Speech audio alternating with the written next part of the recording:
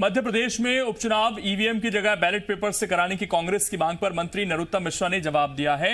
नरोत्तम मिश्रा ने कहा कि कांग्रेस हमेशा ईवीएम का रोना रोती रही है, जबकि एमपी में उनकी खुद की सरकार ईवीएम से बनी थी। उन्होंने कहा कि कांग्रेस का डर है, कांग्रेस जनता के बीच नहीं जाती, उपचुनाव में कांग्रेस की हार तय है। विवेक पटैया इस वक्त हमारे साथ जुड़ गए हैं। विवेक, मौका मिला था कांग्रेस को यहां पर दोबारा से बैलेट पेपर का मुद्दा उठाने का, लेकिन जिस तरीके से जवाब मिला है नरोत्तम मिश्रा की तरफ से, वो जवाब भी हम एक बार दर्शकों को सुनवा देते हैं, उसके बाद आपसे बातचीत आगे करेंगे। वाली बात नहीं है, उनकी सरकार ईवीएम से ही बनी थी और वो हमेशा से ईवीएम का रोना रोते थे। उस समय भी रोया था। आप ध्यान, परिणाम आने के पहले तक वो ईवीएम पे ही लगाते रहे थे, परिणाम के बाद में खामोश हो जाते हैं। ये अज्ञात आशंका, ये उनके हार की आशंका, ये उनका डर, ये बात का द्योतक है कि उन्होंने अपने 15 महीने में कुछ किया नहीं और मालूम है कि जनता के बीच जाए कैसे। हालांकि वो जाते वैसे भी नहीं है, हार सुनिश्चित है। नरोत्तम मिश्रा को आप सुन रहे थे और उन्होंने कहा कि हार से डर रही है कांग्रेस। विवेक हमारे साथ लगातार जुड़े हुए हैं। विवेक, अब इस पर भी राजनीति आने वाले कुछ दिनों में देखने को मिल सकती है। निश्चित तौर पर ईवीएम से चुनाव कराने की मांग कांग्रेस ने की है और इसमें उनका तर्क ये है कि ईवीएम से कोरोना संक्रमण फैल सकता है, क्योंकि बार बार मतदाता ईवीएम की जब बटन दबाएगा तो उससे संक्रमण फैलने का खतरा है और इसीलिए ईवीएम के बजाय बैलेट पेपर से चुनाव कराया जाए। बैलेट पेपर पर भी सील लगाना होता है और बार बार यदि सील को पकड़ेंगे तो संक्रमण का खतरा उससे भी होगा। जब ये सवाल कांग्रेस से किया गया तो उनका कहना था कि एक सील का खर्चा बहुत कम आता है, इसलिए हर मतदाता को एक नई सील दी जाए और उसको यूज एंड थ्रो सील हो, ये कहा गया। तो ये तर्क जो है कांग्रेस की तरफ से दिया गया, लेकिन अब बीजेपी सवाल खड़े कर रही है। एक मौका मिल गया बीजेपी को कांग्रेस को घेरने का कि जब आप जीत जाते हो तो आप ईवीएम पे सवाल खड़े नहीं करते हो, लेकिन जब चुनाव की बारी आती है तो डर के भय से आप सवाल खड़े करते हो। डॉक्टर नरोत्तम मिश्रा ने पलटवार किया है और कांग्रेस की इस मांग को ये कहा है कि इनकी हार सुनिश्चित है और इसलिए हार के डर से ये सब कुछ मांग की जा रही है। और मध्य प्रदेश पिछड़ा वर्ग आयोग के अध्यक्ष हमारे साथ जेपी धनोपिया जी इस वक्त जुड़ गए हैं। जेपी धनोपिया जी, आप लोग मांग कर रहे थे ईवीएम की जगह बैलेट पेपर से चुनाव कराने की, लेकिन नरोत्तम मिश्रा का ये कहना है कि चुनाव से डर रहे हैं, इसीलिए इस तरह की मांग की जा रही है। नहीं, देखिए लोकेश जी, वास्तविकता ये नहीं है। वास्तविकता ये है कि चुनाव से कोई व्यक्ति नहीं डरता है और चुनाव की प्रक्रिया का एक सम्मान करने की बात होती है। आज देश के अंदर कोविड-19 की जो स्थिति है, किसी स्थिति नहीं है। कोरोना के संक्रमण मरीजों की संख्या किसी स्थिति नहीं है। ऐसी स्थिति में हमारे प्रदेश के कांग्रेस कमेटी के अध्यक्ष पूर्व मुख्यमंत्री आदरणीय कमलनाथ जी ने स्पष्ट निर्देश दिए कि हम चाहते हैं कोरोना का संक्रमण लोगों को कम से कम प्रभावित करे। इसलिए आगामी जो भी चुनाव होने वाले, जोहरा का है, आगरमालवा का है और 22 और भी चुनाव है, सभी जगह पर ईवीएम के बजाय मत से चुनाव कराएंगे तो कोरोना का संक्रमण नहीं चलेगा। ईवीएम मशीन से बटन को व्यक्ति दबाएगा, अगर एक व्यक्ति पारी से निकल आया तो दूसरे लोगों को हो गया तो आप समझ सकते हैं स्थिति हजारों लाखों फैल जाएगी। उसको अवॉइड करने के लिए हम मतपत्र से मांग कर रहे हैं कि मतपत्र से मतदान कराया जाए और जो मुहर होगी मतपत्र लगाने की वो यूज एंड थ्रो यूज की जाए, जिसे एक बार में एक ही व्यक्ति उपयोग करे उसको उपयोग कर दिया जाए। तो मैं नहीं समझता कि इसमें कहीं तो राजनीति वाली बात आ गई है, हार्डनेस की बात आ गई है। तो भारतीय जनता पार्टी में सब चीजों का डर लग रहा है, इसलिए वो घबरा रहे हैं और उनके मंसूबे पूरे नहीं होंगे। मैं समझता हूँ कि इसमें राजनीति नहीं, लोगों के स्वास्थ्य को ध्यान में रखकर आदरणीय कमलनाथ जी के द्वारा ये बात कही गई है, जिसको मैंने इसको चुनाव की जो मध्य प्रदेश प्रभारी हैं श्रीमती वीरा राणा जी, उनको इसमें ज्ञापन दिया है, हमने मांग की है और हमें उम्मीद है कि लोगों के स्वास्थ्य को ध्यान में रखते हुए कोरोना की बीमारी को रोकने के लिए ऐसा कदम उठाए जाएंगे और ईवीएम की मतलब से मतदान कराया जाएगा। जेपी धनोपिया जी, आप बने रहिए। हितेश वाजपेयी जी भी इस वक्त हमारे साथ जुड़ गए हैं, बीजेपी के नेता हैं। हितेश जी, इस बार जो कांग्रेस की तरफ से मांग की जा रही है, दरअसल वो गड़बड़ी को लेकर नहीं है ईवीएम में। ये कहना है जेपी धनोपिया जी का कि हम तो कोविड-19 से बचाव चाहते हैं, संक्रमण ना फैले, इसलिए हम बैलेट पेपर से चुनाव की मांग कर रहे हैं। देखिए, मुझे लगता है धनोपिया जी हालांकि बहुत वरिष्ठ वकील हैं और वकालत के साथ साथ मैं अपने मेडिकल बैकग्राउंड का सहयोग लेते हुए एक बात जरूर कहना चाहूंगा कि देखिए, बैलेट पेपर लाखों की संख्या में होते हैं। यदि किसी विधानसभा के लिए हम देखें, बैलेट पेपर छपने से लेकर पहुंचने तक ईवीएम से ज्यादा संभावना इन्फेक्शन फैलने की है। ईवीएम की संख्या निश्चित होती है। तो जिस दौर में हम मैकेनिकल जो प्रोसेस है उसको हटाकर डिजिटल प्रोसेस की तरफ बढ़ रहे हैं, जिससे कि लोगों का कांटेक्ट कम से कम हो मैकेनिकल चीजों से।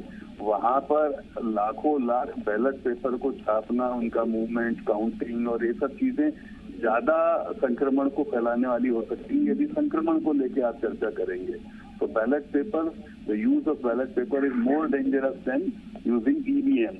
ईवीएम निश्चित होती हैं, इलेक्ट्रॉनिक होती हैं, उसमें केवल एक बटन दबाना रहता है, इसके अलावा ट्रांसमिशन का कोई भी वहां पर साधन नहीं है। उसको आप सैनिटाइज करना बड़ा आसान होता है स्क्रीन के ऊपर। जैसे एटीएम में आपने देखा होगा, आजकल बैंकों ने कहा है, विज्ञापन भी चल रहे हैं आपके यहाँ, पर एक बूंद से वो सैनिटाइज हो जाता है, then you can use it. आप अपना हाथ सैनिटाइज करके यूज कर दीजिए। ये सुविधा बैलेट पेपर में नहीं है, वो पेपर है, तो उसके डैमेज होने की संभावना और उसके इन्फेक्शन कैरी करने की संभावना टेक्निकली ज्यादा है।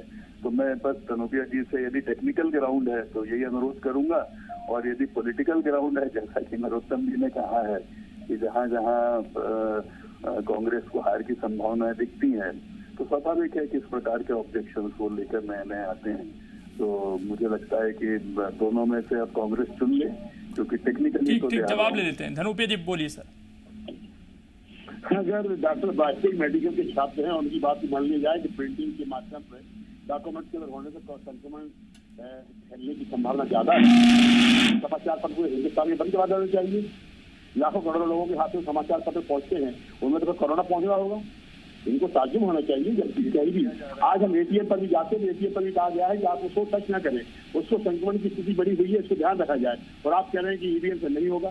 ईवीएम से अगर नहीं होगा, चुनाव आयोग इस बात की गारंटी देता है कि नहीं होगा, तो फिर चुनाव आयोग तो मालिक है, जो निर्णय लेते रहे। हमारे प्रदेश अध्यक्ष पूर्व मुख्यमंत्री आदरणीय कमलनाथ जी बहुत संवेदनशील व्यक्ति है।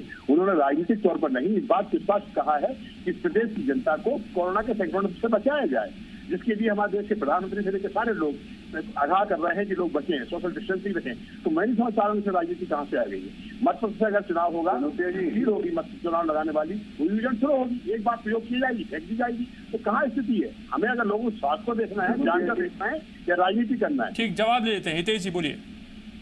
देखिए, मैं फिर पुनः एक लाइन में बात खत्म करता हूँ।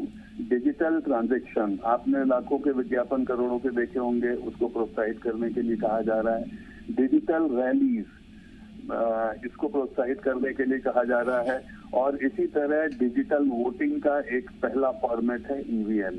तो टेक्निकली मैं पूर्णतः जिम्मेदारी के साथ इस विषय को खारिज कर सकता हूँ कि ईवीएम कोरोना के संक्रमण में बैलेट पेपर से ज्यादा संक्रमणकारी है। ये ठीक उल्टा कहा जा रहा है, और धनुपिया जी ने ठीक कहा है। और यही कारण है कि मीडिया जगत में भी आपने देखा होगा, इलेक्ट्रॉनिक फॉर्मेट में अखबार सर्कुलेट हो रहे हैं। हम सबके व्हाट्सएप पे आते हैं जो हम लोग उस दुनिया से जुड़े हुए हैं। तो electronic technology, digital technology is lesser in spreading the contamination. Hitesh ji, आप एटीएम का जिक्र कर रहे हैं, वहां तो ये भी शुरुआत हो रही है कि अब क्यूआर कोड स्कैन कर ही पैसे निकाले जा सके, ताकि ज्यादा बार एटीएम को टच ना किया जा सके। आप रैलियों की बात कर रहे हैं, वहां भी कोशिश तो यही है कि लोगों के संपर्क में ना आ जाए। तो अगर आप ईवीएम की बात कर रहे हैं, तो फिर आपको आगे की सोचनी पड़ेगी। अगर डिजिटली आपको कराने हैं, या चुनाव आयोग को सोचना पड़ेगा, क्योंकि ईवीएम तो टच होगी सर, जाकर वहां पर एक एक हाथ लगेगा उस पर। बिल्कुल, और ईवीएम लेकिन एक रहेगी। और इसीलिए जितना ज्यादा आप डिजिटल की तरफ बढ़ेंगे, मैं आपकी बात से सहमत हूँ।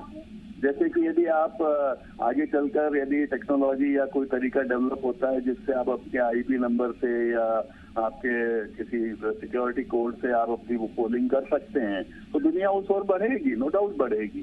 क्योंकि फिजिकल कांटेक्ट जितना अधिक होगा, जितना अधिक आप लेंगे, तो स्वाभाविक है कि जो उससे फैलने वाली बीमारियां हैं वो बढ़ेंगी, इसमें कोई दुमत नहीं। ठीक, धनुपिया जी, कुछ और विकल्प भी हो सकते हैं क्या? क्योंकि अभी तो कम स्केल पर ही वोटिंग होनी है।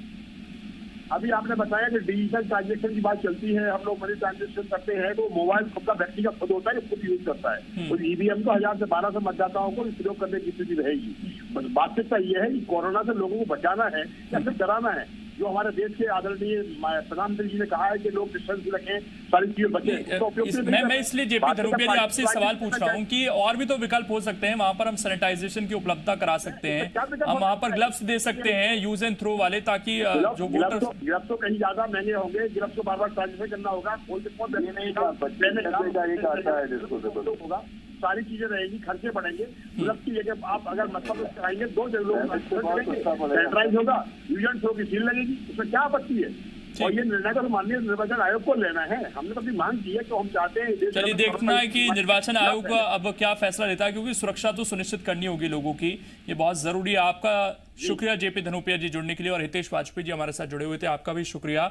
लेकिन इसके 2 व्यू हैं, एक राजनीतिक है जिसका जवाब नरोत्तम मिश्रा ने दिया, और दूसरा लोगों की सुरक्षा भी जरूरी है कि ईवीएम के जरिए संक्रमण ना फैले, उसको टच अगर लोग करेंगे तो फिर उनके हाथ सैनिटाइज अच्छे से हों, ग्लव्स की सुविधा क्या दी जाएगी, ये सब चीजें चुनाव